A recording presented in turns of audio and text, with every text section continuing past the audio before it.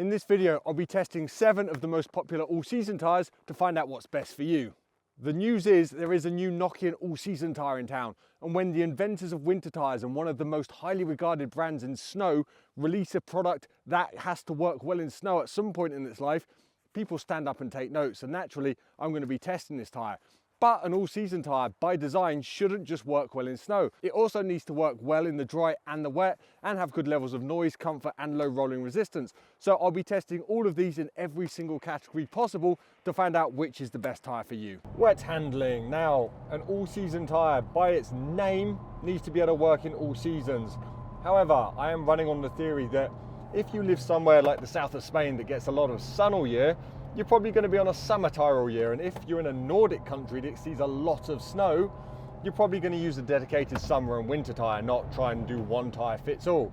So that means if you're fitting an all-season tyre, you're probably in a climate like the UK that gets a little bit of snow on occasion, a little bit of dry every now and again, and then an awful lot of wet. So I think wet handling is very important and I score appropriately.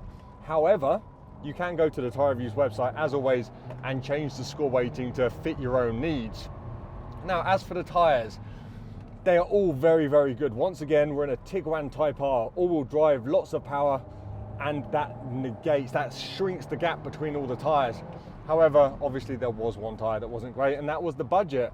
Its grip didn't feel awfully disastrous, but it spent its entire lap just aquaplaning everywhere. Even with all this aquaplaning, this wet grip surface is actually quite high at the moment, so there wasn't a massive gap, but let me tell you, it was pretty bad. And the person that did the calculations for me for the curved aquaplaning test, which you'll see in a bit, they actually noted on the report this is the worst tyre I've ever seen in aquaplaning, curved aquaplaning, which is surprising considering it doesn't look that much different from the other tyres on test and has a similar starting tread depth. Interesting. Anyway, as I said, the rest of the tyres, they're all getting so good now. Incredibly close between all of them. About 2% between the top 6 of the 7. So it gives you an idea that they're all pretty good in wet handling. There were some slight differences. The Bridgestone and BFGoodrich just had a little bit more understeer than the rest of the tyres. And you didn't quite have that bite mid-corner to do anything with the car, so you were just waiting and waiting and waiting. But both of them, the BFGoodrich especially, had very nice steering. And I say they were both predictable, balanced, and 2% off the very best indicates that they are both very good tyres, even if they are 5th and 6th overall. Then you had Maxxis, Hankook, Nokian and Goodyear in that order for the top spot. They all posted an almost identical time, but they did have some ever so slightly subjective differences between them.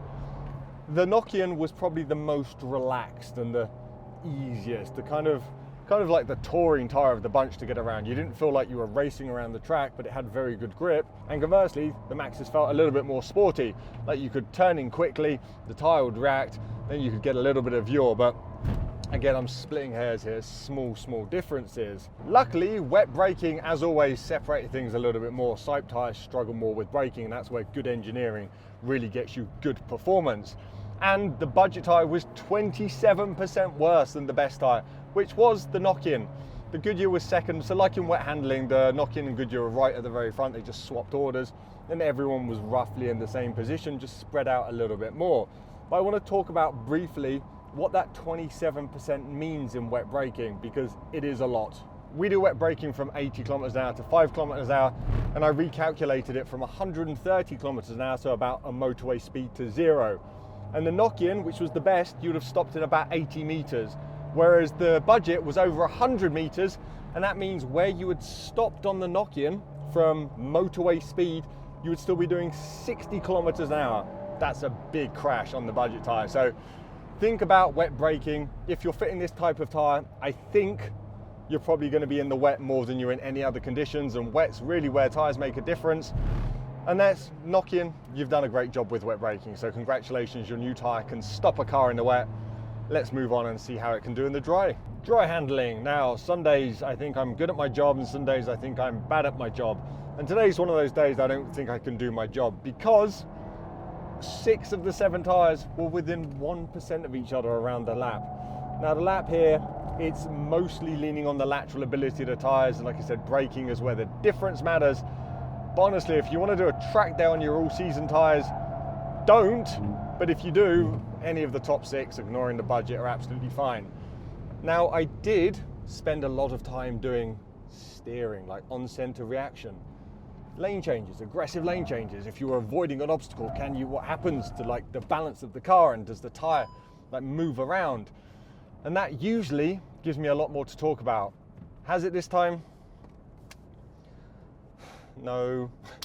Like they're just all good. This car combination, tire size, wheel size, the combination of everything we've picked means everything is super, super close. And I guess we're just getting to that maturity level in tires where all of the top players are doing a good job. Now, if you want a tire to really dig in and turn, that would be the Maxxis. That felt like the firmest, sportiest, by the tiniest of margins. The BFGoodrich and the Goodyear felt like they just felt like mature, easy to drive tires. They were predictable, like the steering levels built up in a linear manner, I keep on saying that word and it doesn't exist. And they were just a pleasant experience. And then the new Nokian, again, like I said in the wet, like it just felt like a very relaxed experience, and that suits a car like this. But as I keep saying, all of them did a good job. I'm almost doing myself out of work here by saying modern tires are all pretty much as good as each other, and it probably comes down to pricing.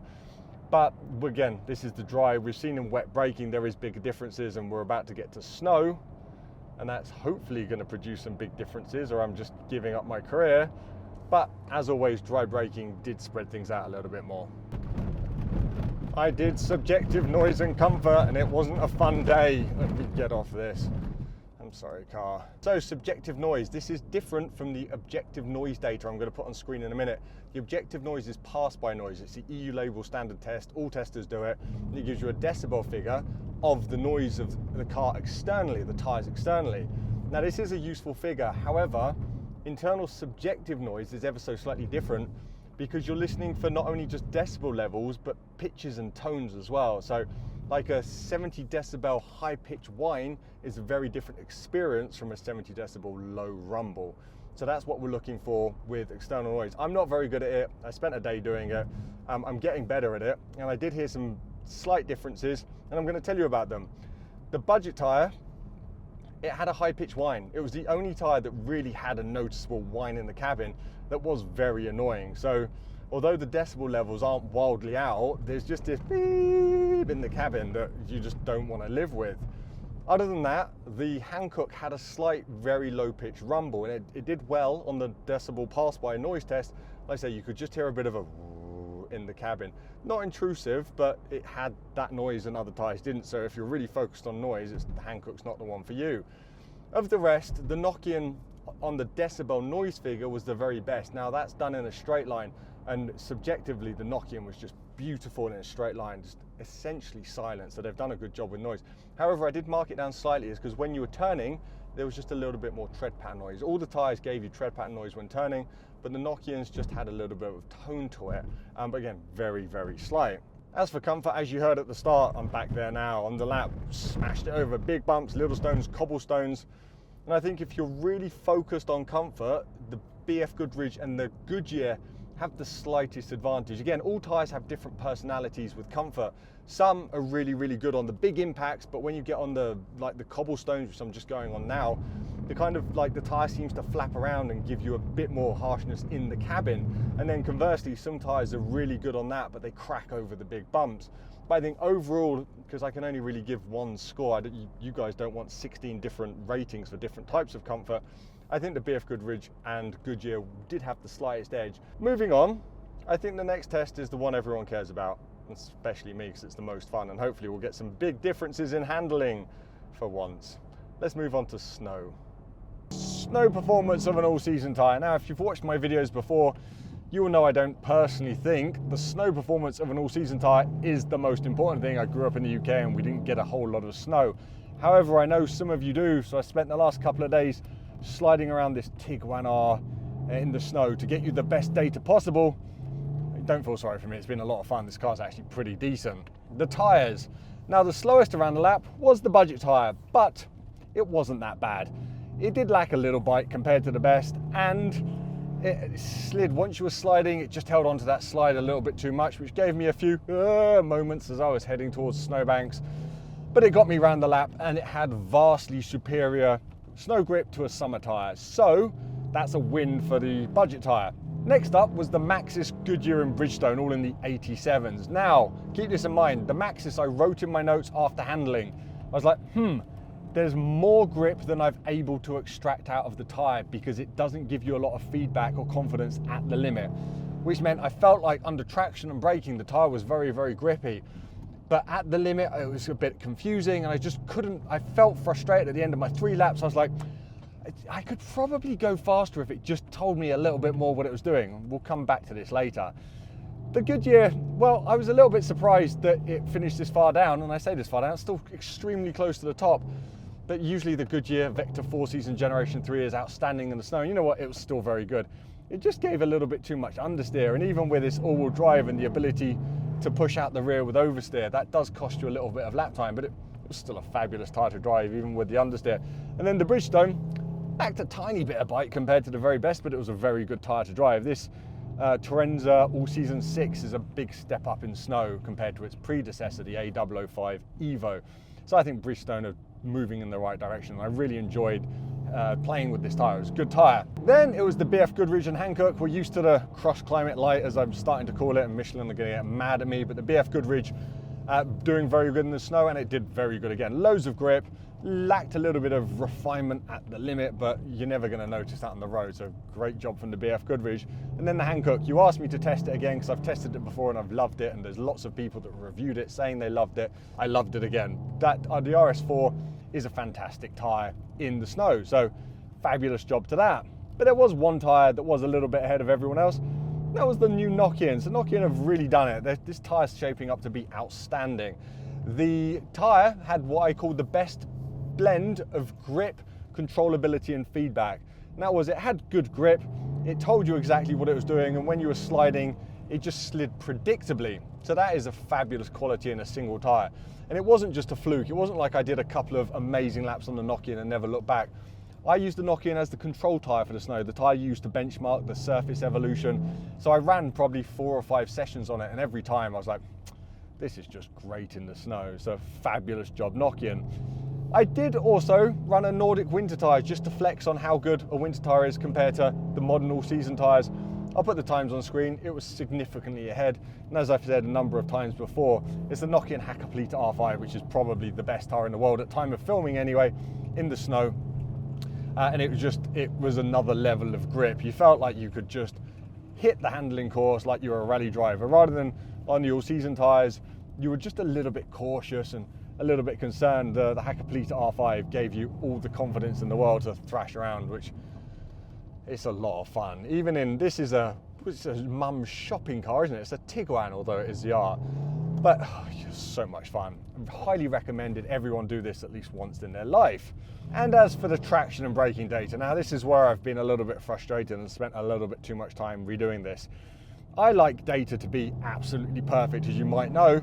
So I like traction, braking and handling all to line up, and they don't always line up. And in a lot of tests, they're completely different, because acceleration and braking, you're testing a single objective measurement. You're testing the traction accelerating or the traction or reverse traction braking, whereas handling I see as the gold standard, because you're testing all of those and how it is in transient and cornering and entering a corner and exiting a corner. So they are different tests, but usually I get the data roughly lined up. And remember what I said about the Maxxis? I felt like I didn't get the best from the tyre because it was just a little bit difficult when turning and at the limit. The Maxxis absolutely stomped acceleration and braking. It was so far ahead the first time I did it all again, and let me tell you, it's not the most fun day's work. Accelerate, brake, accelerate, brake. You're doing like 15 for each tyre before you're changing. And it was the same. So the Maxxis really is that good in traction and braking. Excellent job. The rest of it lined up pretty well. The Nokian was a little bit weaker in traction than I expected, but not far off the best. That's it for now. Let's move on with the rest of the test. As fuel prices are on the up and cars are becoming electric, rolling resistance is getting more and more important. And let me tell you who's best. Well, it's the BFGoodrich, which isn't the biggest surprise, as it always does well in rolling resistance. However, the budget tyre was a very close second, which is amazing. You can put the money you save on fuel towards insurance excess, I guess. Nokian, Goodyear and Hankook were next with reasonable rolling resistance scores, and then the Maxxis and Bridgestone were just a little bit on the high side. As I said earlier in this video, I think this category of tyre should be more geared towards wet and dry than snow. So that's how I've done the score weighting for these final results. However, as always, you can follow the link in the description and change the score weighting of this test to fit your own use case to get your own results. If you do that, let me know in the comments what you get, because I find it very interesting. Firmly in last place, whatever the score weighting, is the Westlake All Season Elite Z401. It did have excellent rolling resistance and it was okay in comfort, but not noise. But in almost every other test, it was firmly in last. And as this test has 16 categories, that is amazing consistency. Then we have the Bridgestone Turanza All Season 6. This tyre was one of the best in the dry and it was a nice tyre to drive, but somehow it just didn't get it together in the wet, snow or the rolling resistance tests. I feel it has underperformed in this test. I've tested it twice before and it's been in loads of other tests, and while it was never ever the best in the snow, it's always been better in the wet. Maybe it is a quirk of this size. Still, it's not a bad tyre, it's just slightly missed the mark in this test. Next up was the Maxxis Premitra All Season AP3 SUV. Holy smoke, Maxxis, why did you name it with so many words? Luckily, its performance was better than its name. It performed great in the dry, great in the wet, though it was a little bit down in wet braking. And while it wasn't the best in snow handling, it certainly started and stopped really well. It did lack a little bit in comfort and its rolling resistance was pretty high, but otherwise a solid choice, especially as it's normally priced pretty well. In joint third place was the Hankook Kinergy 4S2X and the Goodyear Vector 4-Season Generation 3. Loads of people have been asking why I've not tested these two tyres in my past few all-season tests, and the reality is I can only fit so many tyres into a test due to budget and time constraints. So to please those people, I made sure I included them in this test, and the good news is that they are just how I remember them. Both are very close in performance and both are very good. The Hankook was great in dry handling, though not the best in dry braking. Good in the wet, though it struggled a little bit in the deeper water of aquaplaning. The best overall in snow, very good in comfort and noise, and had an okay-ish rolling resistance. The Goodyear was great in dry handling, though not the best in dry braking. The best in wet handling and very good in wet braking, though again, like the Hankook, it did struggle a little in the deeper water of aquaplaning. It was very good in the snow, though couldn't quite match the Hankook, and had excellent noise and comfort, just like the Hankook. One last thing, its rolling resistance was the same as Hankook. Two excellent tyres. A little ahead in second place overall is the BFGoodrich Advantage SUV All Season, which is another mouthful of a tyre name. I've not seen anyone yet test the SUV specific version of this tyre, so this is a first, and it is very good. It was the best in dry braking, though a little bit too understeer in dry handling. Average in the wet grip test, but great in the deep water of the aquaplaning test. Very, very good in the snow, great noise and comfort, and it had the lowest rolling resistance in the test. A really solid showing in this size. But finally, I started the video announcing the Nokian SeasonProof 2, and we're finishing the video with it winning the test overall, and doing it in a pretty convincing way. Here's the deal, in the past 10 years of tyre testing, I've always been excited by a new Nokian all-season tyre. But when I've gotten around to testing them, they've always under-delivered, especially in the wet. So honestly, I went into this test a little bit nervous for Nokian. Luckily, this time they have delivered. Sure, it wasn't quite the best in the dry, but it wasn't super far off. It was, however, the best in the wet, which is key for this category. And it was almost best in the snow. And it had the lowest noise and a pretty good rolling resistance. I did mark it a little bit down for subjective comfort, but it was a close group overall, and that's about the only negative of this new tyre. Nokian as a company have had a rough few years, but they've kept at it and built a brand new state-of-the-art European factory in record time. This tyre is the first tyre out of that new plant, and in this size at least, it's proving that all of their persistence and hard work has paid off. Great job, Nokian. The new Nokian SeasonProof 2 is excellent, and I can't wait to see more tests of the SeasonProof 2 in different sizes just to ensure this isn't a fluke, but I don't think it is. Speaking of sizes, if you're mad at me because the Pirelli and Continental all-season tyres are not in this test, it's because at the time of starting this test, they were not available in this size. I did try. But don't worry, I have another all-season test out later in the year with them included on a rear-wheel drive Mazda. So that's fun. Any questions, please ask below. You can support independent tyre testing on Patreon. It's linked in the description and the end of the video. Go review your tyres over at tyrereviews.com. And as always, safe motoring.